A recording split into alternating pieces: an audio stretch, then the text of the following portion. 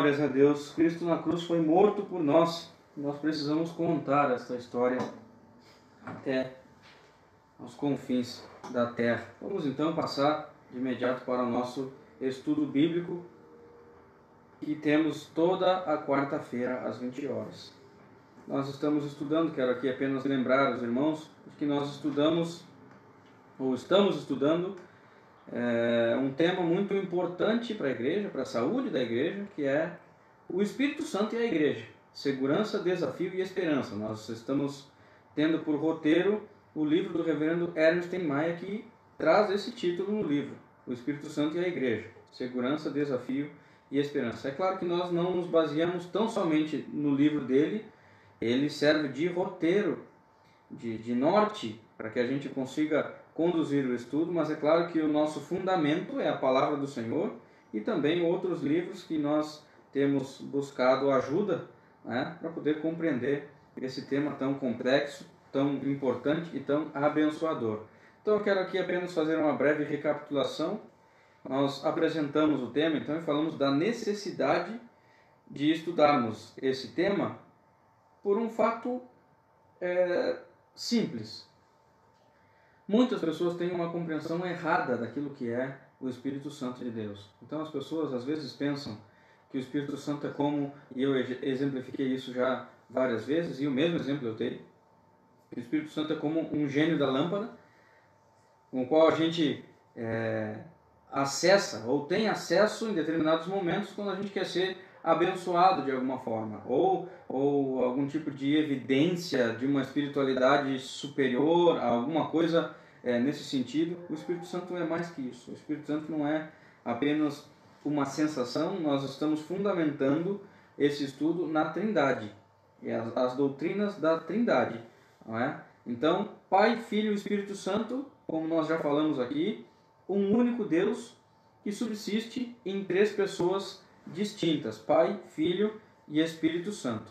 Então, cada pessoa da Trindade tem a sua atribuição, por assim dizer. Então, no que se refere à salvação dos eleitos de Deus, daqueles que o Senhor escolheu antes da fundação do mundo para fazer parte de sua família, de seu reino, o Pai então planeja, o Filho é um mediador, e o Espírito Santo é aquele que executa, que aplica, na verdade, essa salvação, essa obra no coração dos seus escolhidos. Então, uma obra não se dissocia da outra. A obra do Pai depende da obra do Filho, que depende da obra do Espírito Santo, que foi planejado por Deus. Então, nós vemos aqui a economia da Trindade, Pai, Filho e Espírito Santo, trabalhando juntos, até porque são uma pessoa. Então, o Espírito Santo não é somente um objeto, não é uma emoção, uma sensação, mas o Espírito Santo é Deus, e nós devemos estudar acerca do Espírito Santo de acordo com uma compreensão bíblica, porque o Espírito Santo também deve ser adorado, já que ele é Deus. Nós não podemos deturpar a obra do Espírito Santo. Eu falei um pouco sobre os capítulos que nós estamos estudando, isso aqui eu não vou falar agora. Nós trouxemos também alguns conceitos do Espírito Santo no Antigo Testamento, vários textos foram abordados aqui. Talvez você em casa vá lembrar da palavra que é traduzida por Espírito, não é? Ruá, essa é a palavra hebraica, que é traduzida por Espírito, mas não é só Espírito, a sua tradução pode ser vento, sopro, hálito e outras palavras mais. Então a ideia de ar em movimento, mas a ênfase que nós vemos no Espírito Santo no Antigo Testamento não é necessariamente o movimento em si, o sopro, o ar, mas sim a energia, a força, a energia de vida, né?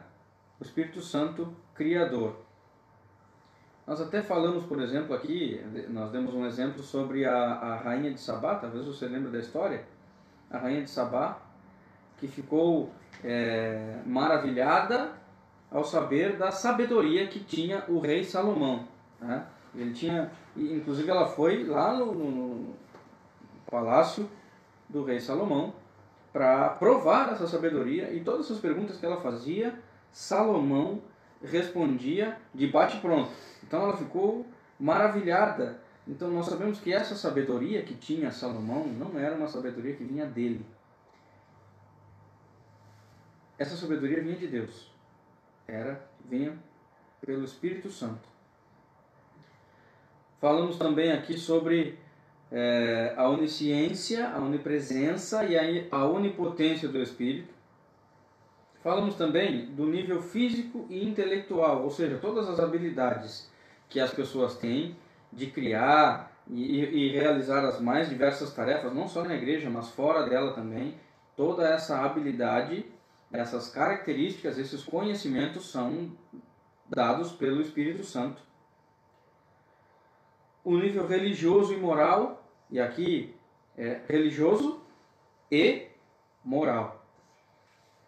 Para não ficar emendada a palavra, né? Parece imoral, não é. Nível religioso e moral. Nós vemos que, nesse sentido, todas as pessoas já nascem com a lei de Deus gravada no seu coração. Mas a regeneração das pessoas, porque até então, conforme a palavra de Deus nos diz, todas as pessoas nascem mortas em seus delitos e pecados. A regeneração, quem opera, é o Espírito Santo. E conduz essa pessoa ao arrependimento, à fé e à santidade. O nível profético e revelacional. E aqui nós falamos um pouco sobre até os escritos da Bíblia, que foram pessoas, homens de Deus, inspirados pelo Espírito Santo. E até a gente exemplificou aqui que não foi uma inspiração no sentido de uma mensagem psicografada, por exemplo.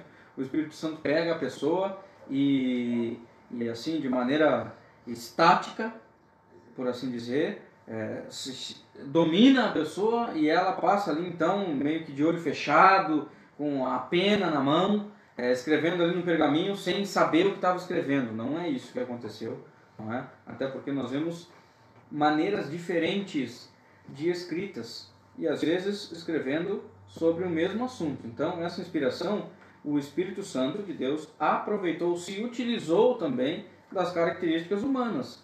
Então não foi simplesmente algo como se a pessoa não tivesse participado. Não, ela foi inspirada, é verdade o que está escrito na palavra, é palavra de Deus, não contém a palavra de Deus, é a palavra de Deus, porque foi o próprio Espírito de Deus que inspirou. Falamos um pouco do judaísmo posterior, vocês lembram? Aquela página em branco que tem na sua Bíblia, que separa o Antigo Testamento do Novo.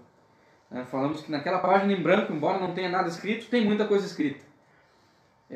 Tem muita história para contar, e história é importante, e até vemos que Deus preservou o seu povo, mesmo que a profecia estivesse ausente naquele período. Então, é um período de silêncio profético, mas não significa que aquele período foi um período de ausência de trabalho de Deus, por exemplo. Deus não deixou o mundo a Deus dará, como se diz no ditado popular. Não, Deus controla, governa, conduz todas as suas coisas para a sua própria glória. E Ele manteve o seu povo firme, mesmo naquele momento em que não tinha atividade profética.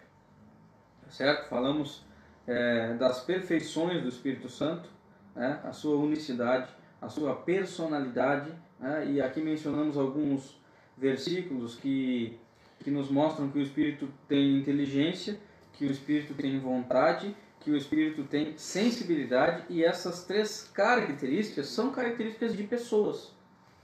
Então, a Bíblia atribui alguma personalidade ao Espírito Santo, embora não necessariamente como a pessoa de Cristo que se encarnou, mas atribui ali uma personalidade. O Espírito Santo é o autor da vida intelectual, então toda a inteligência das pessoas é dada pelo Espírito Santo.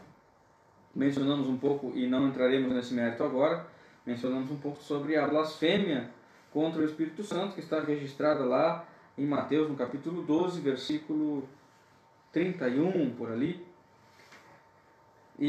Mas não é esse o nosso propósito, então nós não entraremos no mérito da questão. Ficarei feliz de responder alguma pergunta sobre isso depois, pode me procurar aí no privado, e que eu ficarei feliz, se estiver no meu alcance, de responder algumas dúvidas com respeito a esse assunto. Falamos aqui que o Espírito Santo também realiza obras divinas. E aí a gente mencionou a sua obra na criação, o Espírito Criador. Falamos aqui que o Espírito é adorado, que o Espírito é colocado em igualdade com o Pai e com o Filho. E aí nós falamos um pouco do templo do Espírito Santo, que nós somos o templo do Espírito Santo, e algumas atribuições, porque se somos templo do Espírito Santo, Deus habita em nós. Então, nós falamos que o Espírito é Espírito de justiça e purificador, Espírito da promessa, Espírito da verdade, tudo isso com textos fundamentando todas as ideias que passamos. Espírito da vida, Espírito da graça, Espírito da glória, Espírito consolador, Espírito Santo. Aí falamos também um pouco sobre o Espírito, a nossa salvação e a igreja. O ministério do Espírito em nossa salvação. E aí, aqui cabe ressaltar algumas coisas, que há apenas um Espírito Santo, que é eternamente procedente do Pai e do Filho. O Espírito Santo é Deus, por isso nós devemos amar, honrar e adorar. O Espírito Santo é um ser pessoal que age livremente, mas em harmonia com o Pai e com o Filho.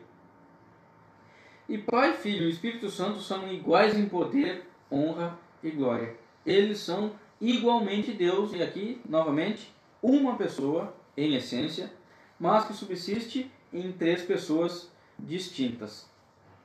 E aí abordamos um pouco sobre o ministério do Espírito Santo em nossa salvação. E aí eu trago novamente aquilo que eu falei agora há pouco, porque são três pessoas, uma pessoa que subsiste em três pessoas distintas, mas o Pai planeja, o Filho é o mediador e o Espírito aplica a salvação no coração dos eleitos. Então, o que torna efetivo em nós a obra de Cristo é o Espírito Santo. Então, a obra de Cristo é definitiva. Cristo morreu na cruz para perdoar os pecados dos seus escolhidos. Mas a eficácia dessa obra em nossa vida é por meio do Espírito Santo. Então, nós falamos dessa ação do Espírito em nossa salvação e também da certeza da nossa salvação, que o Espírito é a nossa certeza de salvação. E aí eu mencionei aqui a carta de Paulo aos Romanos, lá no capítulo 5, versículo 5, que diz: a esperança não confunde, porque o amor de Deus é derramado em nosso coração pelo Espírito Santo, que nos foi outorgado. A presença do Espírito em nós é real. Nós somos filhos de Deus.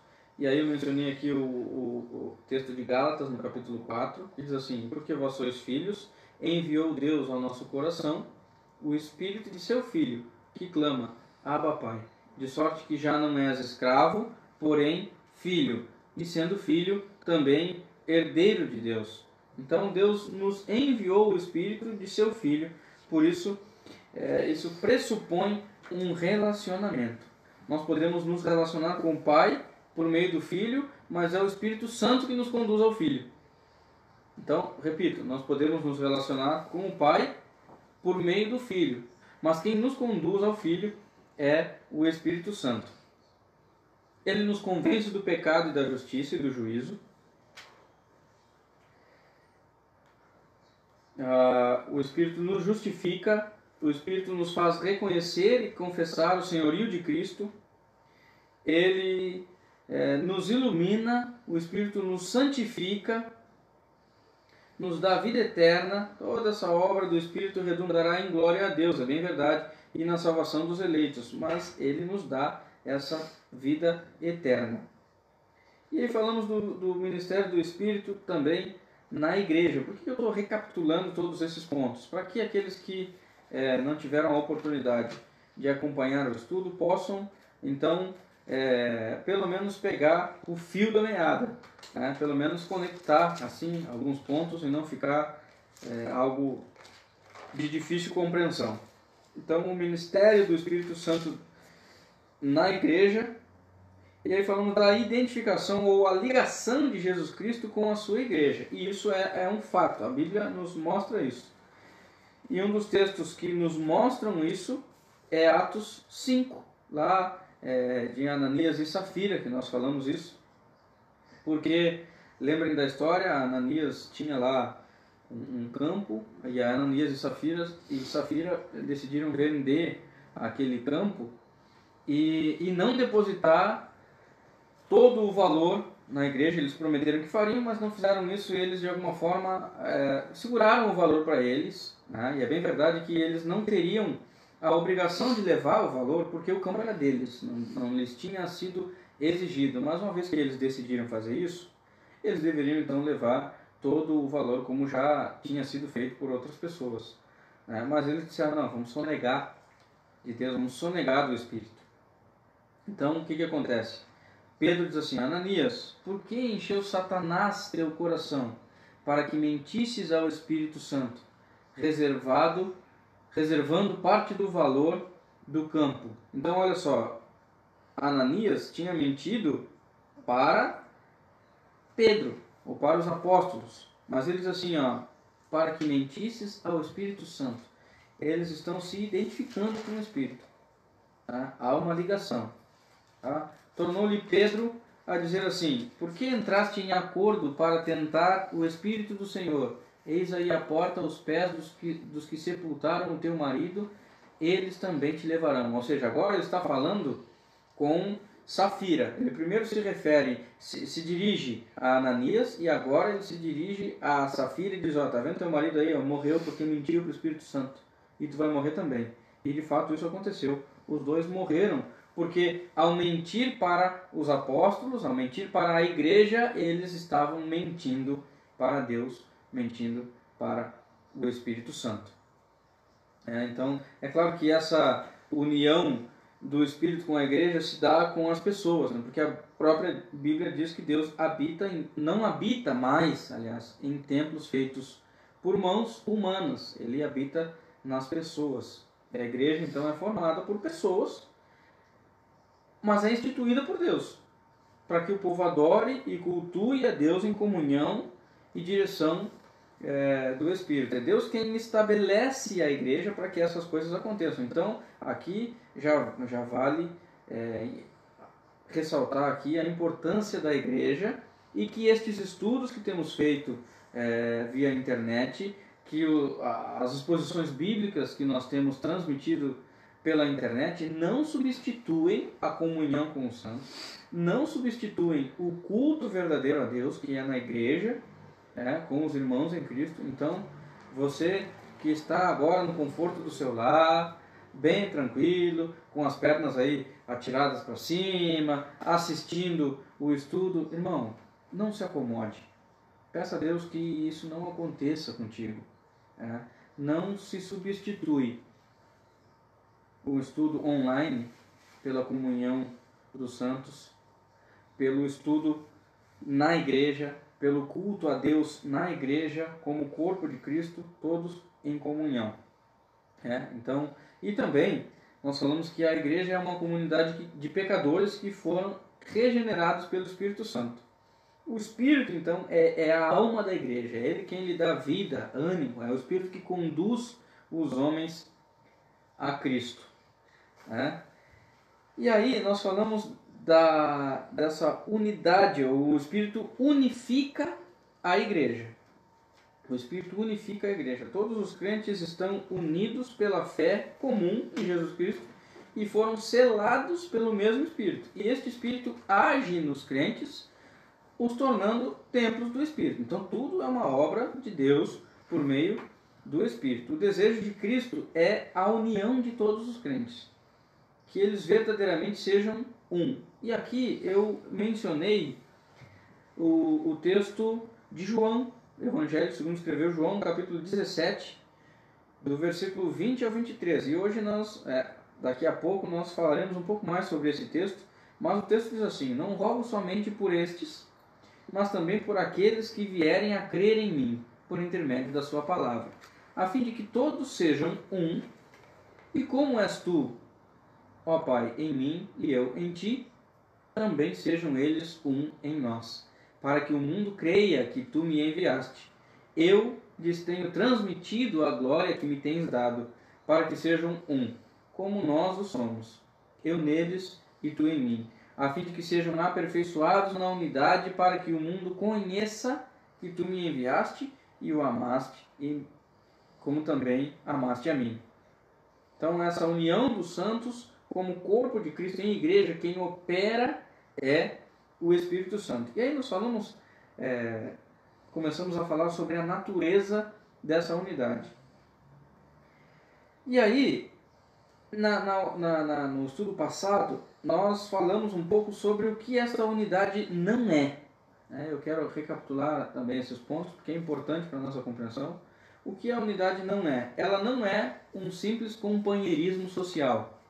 Ou seja, a reunião não é um clube, a igreja, melhor dizendo, não é um clube, um lugar apenas para que a gente se reúna, para ter ali algum tipo de lazer, alguma diversão. Não é isso. Embora essas coisas estejam presentes e é importante, nós não podemos entender que a igreja é apenas para isso, para que a gente se reúna e bata um papo e tenha algum tipo de lazer. A igreja não é só isso.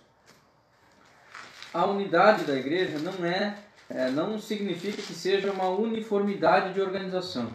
A unidade não é uniformidade de organização. Por quê? Porque a igreja não precisa necessariamente manter a forma de organização em todas as épocas. É claro que de uma coisa nós não podemos abrir mão. O padrão bíblico doutrinário é vital para a igreja do Senhor, é de vital importância, mas esse padrão bíblico doutrinário visa um crescimento espiritual e a unidade da igreja. Mas não significa necessariamente que todas as igrejas tenham que ter a mesma forma, que todas as igrejas tenham que ter o mesmo layout. Não é assim. Senão daqui a pouco nós estaremos construindo, por exemplo, templos iguais às construções da igreja primitiva, por exemplo. Não podemos fazer uma coisa dessas, as coisas mudam, as épocas mudam, mas o que não muda é a palavra de Deus. Então esse padrão bíblico doutrinário é de vital importância para a igreja. Unidade também não é uniformidade de vida. Por que nós falamos isso? Porque, meus irmãos, a igreja no Oriente não pode ser a mesma do Ocidente. São vidas diferentes, são práticas diferentes. Não é? Por exemplo, a gente não pode querer exatamente as mesmas coisas, as mesmas práticas de um indígena, por exemplo. Eu estou falando de indígena porque eu tive a oportunidade de participar de algumas missões lá com os indígenas, na missão Kaiowá, e a gente se deparava com uma realidade totalmente diferente daquilo que nós estávamos acostumados a viver. Mas a gente não pode dizer que os índios, por exemplo, não cultuavam a Deus, não louvavam a Deus. Sim, eles faziam isso. E era bonito ver isso. Mas de uma maneira diferente. Então não é uma uniformidade de vida. Unidade não existe em detrimento da verdade. Por quê? Olha, é verdade que Jesus ensinou a sua igreja a amar o próximo como a si mesmo. Então, nesse sentido, nós temos uma unidade no que se refere a diferenças sociais, a diferenças étnicas e uma série de questões. Mas nós não podemos abrir mão da verdade da palavra de Deus. Por que isso é importante? Porque a Bíblia tem suas orientações, tem seus preceitos, tem seus mandamentos que norteiam a igreja como comunidade cristã. É a Bíblia que norteia a sua igreja. Então, quando um indivíduo, isso aqui eu falei no estudo passado e eu gostaria de repetir porque é importante, quando um indivíduo quer se membrar numa igreja, por exemplo, eu quero ser membro da igreja presbiteriana, mas só que eu gosto de fazer assim, a minha igreja tem aquilo, a minha igreja tem aquilo outro, ou eu até citei um exemplo assim, eu quero ser membro da igreja presbiteriana, mas eu acredito que os sacrifícios do Antigo Testamento ainda estão em vigor. Então, se a igreja aceitar que eu continue sacrificando os animais, aí eu vou virar membro. Senão, não. Nós não podemos nos amoldar a isso. Não é a igreja que se adapta às pessoas. São as pessoas que se adaptam à igreja. É claro que essa igreja tem que ter a sua prática, a sua regra de fé, a palavra de Deus, né? Mas não somos nós que, a igreja, aliás, que se amolda e se adapta às pessoas, mas sim a pessoa que se adapta à instituição. E hoje, o tema de hoje, aí talvez a gente tenha que correr um pouco aqui, porque tem ligação com o que a gente está falando, né? É a Trindade como fundamento da unidade. Por que a Trindade como fundamento da unidade? Porque o cristianismo, irmãos, está fundamentado na doutrina da Trindade. A unidade cristã tem como pressuposto a fé na Trindade. Então há um relacionamento entre as pessoas da Trindade. Deus é essencialmente relacional. Pai, Filho e Espírito Santo não são apenas conceitos pedagógicos, conceitos didáticos que facilitam a nossa compreensão. Não. Eles são essencialmente Deus. Pai, Filho e Espírito Santo são essencialmente Deus. Tá? Então, vale lembrar que há apenas um Deus que subsiste em três pessoas distintas, mas essa unidade da fé, do corpo de Cristo, não se apoia apenas em um conceito, mas em um Deus triuno. Certo? Então, isso implica compromisso com a sua palavra revelada. Tá? É um desafio à obediência. Nós entendermos isso é um desafio à obediência e eu vou explicar por quê.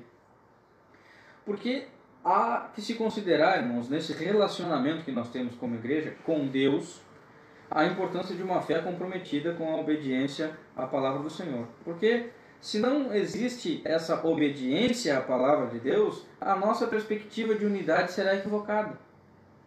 Quando nós não temos a obediência, a compreensão devida da palavra do Senhor, repito, a nossa perspectiva de unidade é equivocada. Nós até poderemos trabalhar por algum tipo de harmonia, por algum tipo de amizade, mas não a favor da unidade bíblica baseada na Trindade. Então essa obediência é extremamente importante. Repare, por exemplo, que aqui eu, novamente mencionando o texto de João, no capítulo 17, que nos disse assim, ó: não rogo somente por estes, mas também por aqueles que vierem a crer em mim por intermédio da sua palavra, a fim de que todos sejam um, e como és tu, ó Pai, em mim, e eu em ti, também sejam eles em nós, para que o mundo creia que tu me enviaste. Eu lhes tenho transmitido a glória que me tens dado, para que sejam um como nós o somos, eu neles e tu em mim, a fim de que sejam aperfeiçoados na unidade, para que o mundo conheça que tu me enviaste e o amaste, como também amaste a mim. Então aqui Jesus Cristo não se utilizou dessas palavras apenas como algum tipo de recurso retórico, por exemplo. Ele não usou algum tipo de recurso apenas como uma teologia do coaching, por exemplo, que impulsiona de alguma forma a igreja a ter algum tipo de unidade artificial. Não foi isso. O que nós vemos aqui é que a vontade de Jesus Cristo é que a igreja tenha a sua unidade, ou tenha em sua unidade uma naturalidade, e aqui veja bem, que a igreja tenha em sua unidade uma naturalidade oriunda de uma sobrenaturalidade. Uma unidade oriunda de uma sobrenaturalidade. Por quê? Porque de uma maneira sobrenatural, irmãos, nós fomos unidos a Cristo. Nós somos unidos a Cristo. Que a teologia chama de união mística. Eu quero gastar pelo menos aqui alguns minutos falando dessa união mística, que é a doutrina central da salvação. A união mística. Por quê? Aí explicando brevemente aqui a essa união mística, eu quero falar com os irmãos aqui sobre alguns erros de interpretação que nós devemos considerar, porque são importantes. Então nós devemos evitar alguns erros de interpretação, e aqui eu tirei todos esses conceitos da teologia sistemática de Berkhof. Ele diz assim: um dos erros que nós devemos evitar é o erro racionalista. Claro que eu estou aqui falando com as minhas palavras, mas nós não podemos entender apenas essa união mística como uma união no sentido da imanência de Deus, como se Cristo estivesse unido com toda a sua criação e com todos os espíritos humanos. Por exemplo, como se uma pessoa pudesse abandonar a Cristo, mas Cristo não abandona ninguém porque ele é imanente, então nesse sentido ele é inseparável das pessoas em geral. Então as pessoas o abandonam, mas ele não abandona ninguém. Isso é um erro. Nós não podemos entender assim. O erro místico, que de acordo com o entendimento dos místicos, entre Cristo e o crente há uma união de essência, como se a personalidade de Cristo de alguma forma se fundisse com a personalidade do crente. Então, nesse sentido, o crente seria igual a Cristo e a mesma pessoa. Uma natureza se funde à outra natureza. Nós não entendemos assim biblicamente. O erro sociniano ou arminiano, que talvez esteja mais perto da nossa compreensão, que a união dos crentes com Cristo seria uma união mais no sentido moral apenas. No sentido moral. Então, nesse sentido, a união seria uma união de amor, de simpatia, ou, como muitos falam, uma aceitação da mensagem do reino.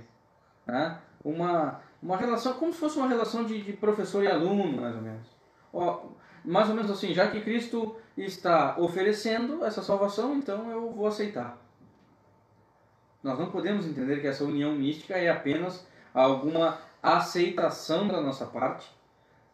E também nós devemos evitar o erro sacramentário. Por quê? E também é muito interpretado, ainda hoje assim, talvez pela Igreja Católica, alguns luteranos também alguns episcopais, que entendem que essa união, de acordo com essa interpretação, a graça de Deus é uma coisa substancial administrada pela Igreja, transmitida aos sacramentos, e os sacramentos efetuam essa união. É mais ou menos assim, é uma coisa substancial administrada pela Igreja e transmitida aos sacramentos, e por meio dos sacramentos, então, essa união se efetua. Então há uma diferença grande, irmãos, entre estas interpretações e o cristianismo verdadeiro. Por quê? Há diferença entre o cristianismo verdadeiro e outras religiões. Porque, de certa forma, as outras religiões sempre é necessário alguma coisa que precisa ser preenchida, ou alguma coisa que o fiel faça para que a união com Cristo se concretize.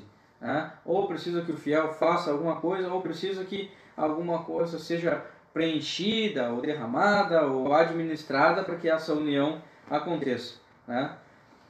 As outras religiões apontam para uma ação, ou algum tipo de método, ou algum sacramento, mas o cristianismo aponta para uma pessoa. Então aqui há uma distinção grande.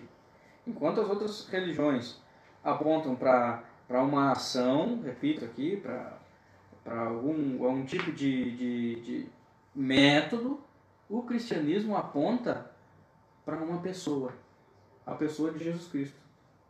No Evangelho de João, lá no capítulo 11, versículo 25, diz assim: disse-lhe Jesus: eu sou a ressurreição e a vida. Quem crê em mim, ainda que morra, viverá. Veja bem, eu sou a ressurreição e a vida. Quem crê em mim, ainda que morra, viverá. Note que o texto não está dizendo assim, eu tenho a ressurreição e a vida. Ou eu tenho como te dar a ressurreição e a vida por alguma coisa que tu faças, por exemplo. Não. Ele está dizendo assim, eu sou a ressurreição e a vida. Ainda em João, no capítulo 15, versículo 1, diz assim: eu sou a videira verdadeira e meu pai é o agricultor. O texto não diz assim, existe uma videira e eu proporciono algum fruto que você coma, e comendo desse fruto você vai herdar a vida eterna, por exemplo. Não, Jesus Cristo está dizendo que ele é a videira verdadeira. Então essa união com Cristo, essa salvação não significa ter algo de Jesus. Significa ter o próprio Jesus. Repito, essa união não significa ter algo de Jesus, significa ter o próprio Jesus. E o apóstolo Paulo, escrevendo lá aos Gálatas, diz assim, logo, veja bem, não sou eu quem vive, mas Cristo vive em mim. E esse viver que agora tenho na carne, vivo pela fé no Filho de Deus, que me amou e a si mesmo se entregou por mim. Isso significa, irmãos, que tudo que é necessário para a nossa salvação depende de Cristo. Tudo que é necessário para a nossa salvação depende de Cristo. E o próprio Cristo disse, eu sou a videira e vós os ramos. Então, separados dele, nós murchamos, nós secamos, nós morremos. Por isso é vital essa união com Cristo, não no sentido de ter alguma coisa de Cristo, mas sim de ter o próprio Cristo.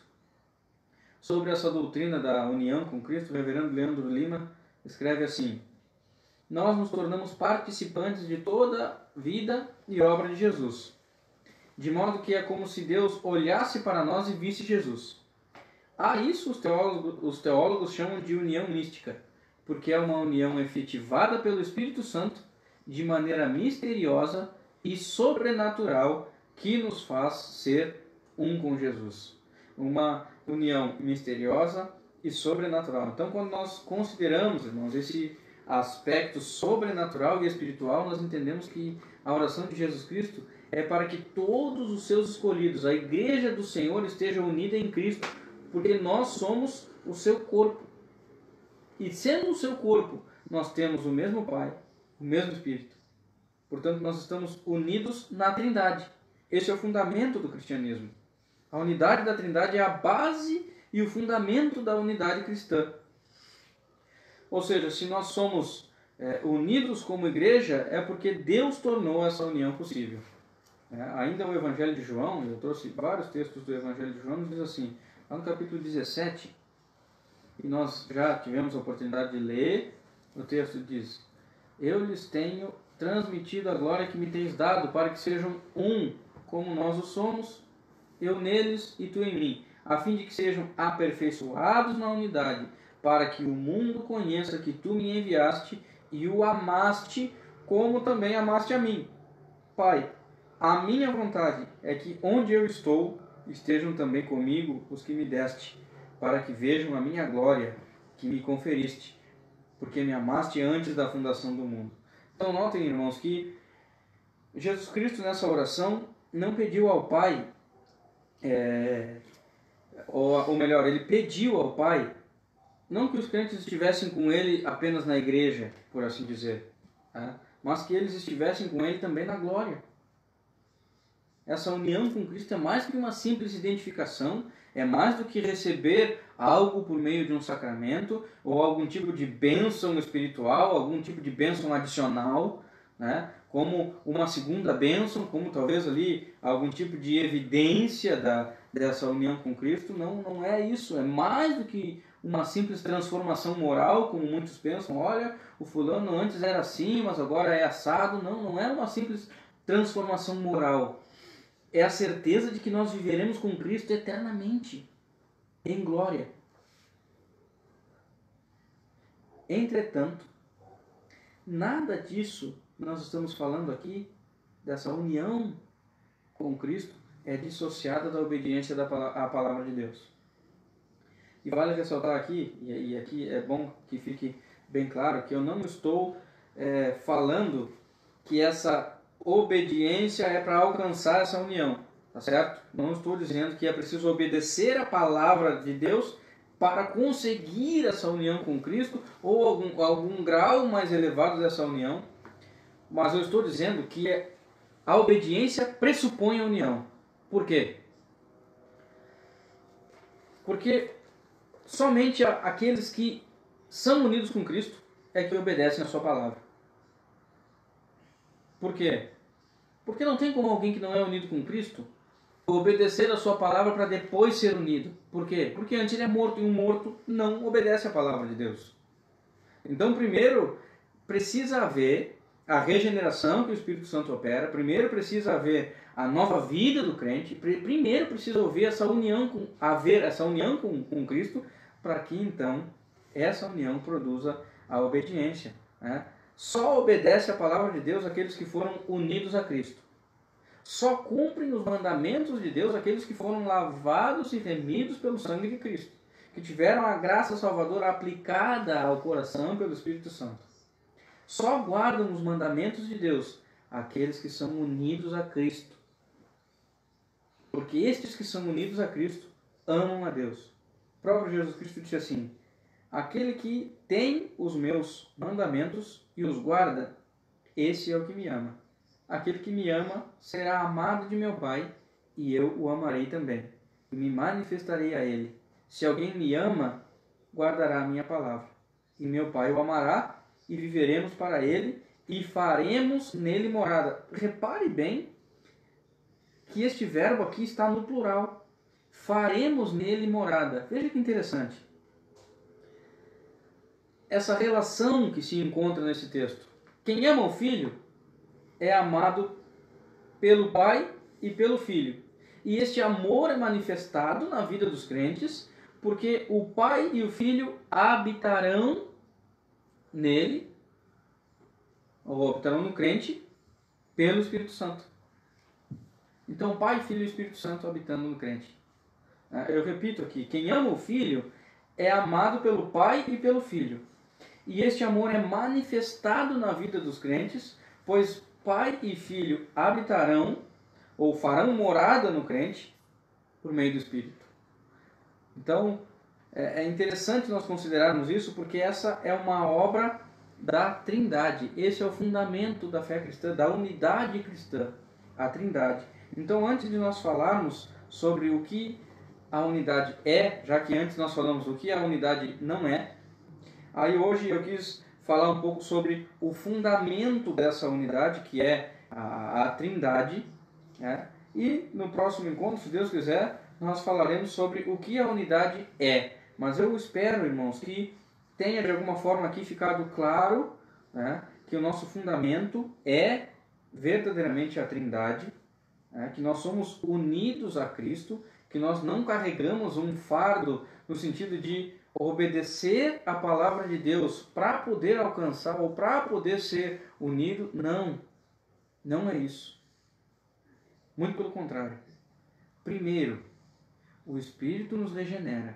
Primeiro, ele nos dá vida. Ele nos une a Cristo. E essa união é a que promove, então, a obediência à palavra de Deus. Uma evidência de que verdadeiramente nós somos unidos a Cristo é o apego à Sagrada Escritura. É a obediência à palavra de Deus. É querer cultuar a Deus da maneira como a Bíblia fala. É querer estudar, é ter fome e sede dessa palavra.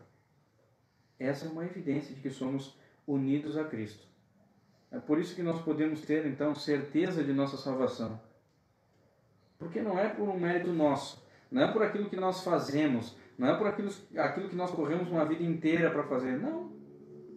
É por aquilo que Cristo já fez e que o Espírito operou na nossa vida, ou tornou eficaz.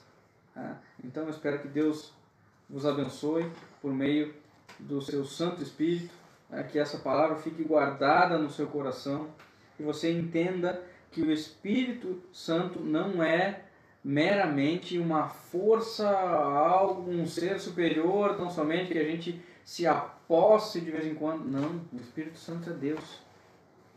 O Espírito Santo é Deus, e apenas por meio do Espírito Santo é que nós fomos regenerados, é que nós recebemos nova vida em Cristo, é que a obra de Cristo se tornou efetiva em nós. Por isso nós devemos também adorá-lo. Eu quero orar por você nesse momento. Ó Deus, em nome de Jesus, eu peço que o Senhor torne, ó Deus, por meio do Espírito Santo, efetivo o ensinamento que eles receberam da palavra do Senhor. E que a fome da palavra de Deus aumente. E que o zelo pela palavra do Senhor aumente. E que o anseio pela comunhão com Deus e com os seus irmãos aumente. Ó Deus, que nós sejamos uma igreja forte, revestidas de poder e graça, que o Senhor, por meio do Teu Espírito Santo, opere em nós, tanto o querer quanto o realizar. Que essa obra, Deus, que Jesus Cristo operou na cruz do Calvário, seja de fato efetiva em nós, pela ação do Teu Espírito Santo. E que nós, ó Deus, em nome de Jesus Cristo, não venhamos a minimizar a obra do Espírito Santo, como se ele fosse uma coisa, como se ele fosse algo que nós pudéssemos acessar de vez em quando temos vontade. Não. O Espírito é Deus. Sua obra é extremamente importante. O fundamento da unidade com Cristo, da unidade da Igreja, é a Trindade, Pai, Filho e Espírito Santo. Uma pessoa em essência, que subsiste em três pessoas distintas. E que essa obra, ó Deus, se torne cada vez mais efetiva e eficaz em nossa vida. Pedimos a Deus perdão por muitas vezes não compreendermos a palavra do Senhor da maneira como o Senhor quer. Por isso, ó Deus, que o Teu Santo Espírito nos ilumine, abra os nossos olhos, para que verdadeiramente nós compreendamos, entendamos a palavra do Senhor, para que possamos Te servir da forma que Te agrade. Em nome de Jesus. Amém.